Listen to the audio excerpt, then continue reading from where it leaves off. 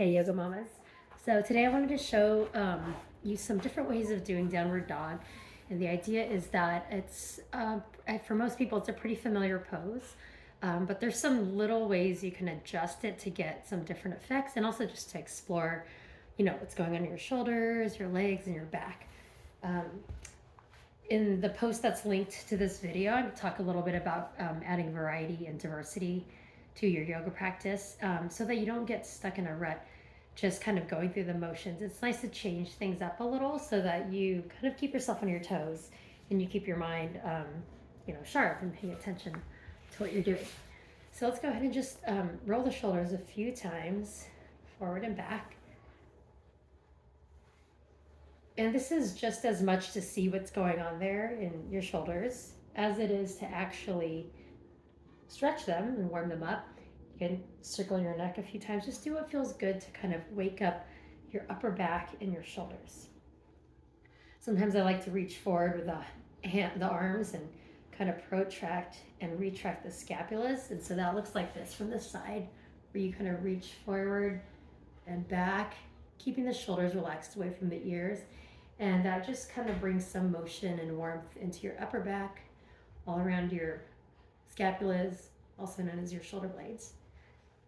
And as we warm up into downward dog, we can even do that from a tabletop or a cat pose. So coming onto all fours, you could have the feet pointing back or tucked under, and that same motion of just only moving from the shoulder blades. So it's going to look like you're dropping your chest down or almost like sagging it down and then pushing the hands into the ground.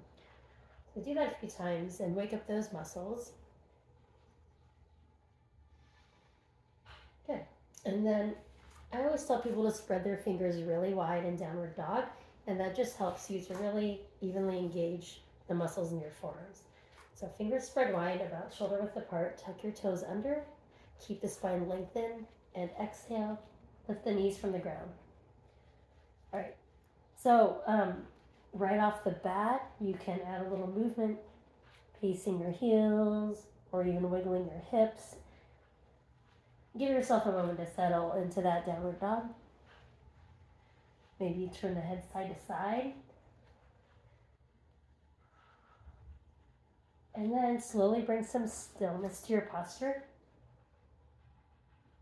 So some simple ways we can vary this. I'm going to do one first and then we'll come down and rest. And one is just to bring the feet a little wider, maybe to the edges of your mat, and even the hands too. So that just kind of changes a little which muscles are engaging to hold you up. I'm going to do it the other way so you can kind of see. So normally you would start here, shoulder width apart, down dog. Now all I did was I moved the feet out and the hands out a little bit wider. All right, come down, you can shake your hands out, circle the wrists. Okay. So next variation, again, bring your hands to the ground, shoulder width apart, fingers spread wide, tuck the toes under. There's your downward dog. Now I'm a big fan of like really bending the knees a lot, and you'll notice that when you do that, it becomes a little easier to take any rounding out of the spine. You can even bring one hand up and feel, is my spine rounded or is it lengthened? So just do that and even hold it there. Now if you want to slowly pulse a little bit, you can kind of exhale, and every time you exhale, slightly straighten the legs. And when you do that, and try to keep the spine in the same position. So that adds a little motion to it and helps us keep our spines lengthened. That's right. All right, let's come down to a little rest. Again, shake or circle your wrists. Or you can roll the shoulders again. Awesome. Okay, there's so many ways to do this. I'm not going to do them all in this video, but just to give you some really basic ideas of, bringing variation to what might become a very rigid pose for many people. And you might over fixate on like the alignments, exactly how are you supposed to be aligned, and that has its own place, but let's bring a little playfulness and experimentation to this. Okay, the next one, set up again, fingers are spread wide, tuck your toes under.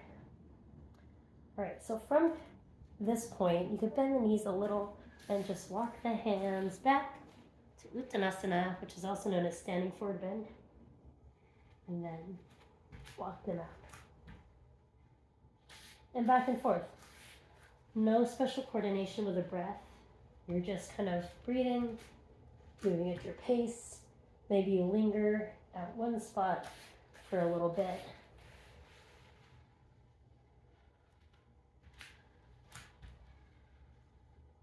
Okay. Awesome. We'll come down for a rest again. Take a moment. Release your arms. And okay, this last little bit, we're going to use a chair or a table. This is why I'm set up here. So when we're down in the, traditional downward dog, there's a lot of weight going down onto your wrist. And sometimes that doesn't feel great, or you just want to do it a slightly different way. Let's see. So you can come to the edge of the table and step your feet back so the hips are right above the heels.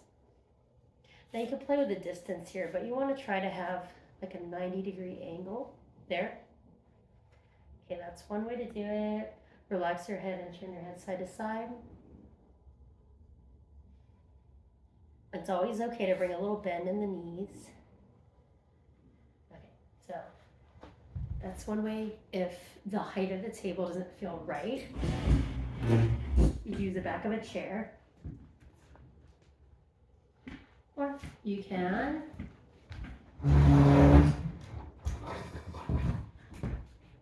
come down lower and even put your elbows there, and this will give you a whole different opening in the shoulders, but elbows down, palms together.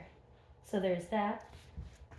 Or even just having the arms straight, and that gives you, you'll feel a little different with all that support under your arms. All right, so I hope that gave you some ideas for playing around with your downward dog. The alignments are never hard and fast.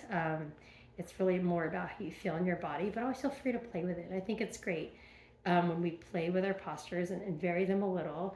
It keeps us paying attention to what's going on in our bodies. So I hope you have fun with that. Check out the post that's in the description of this video, and thanks for watching.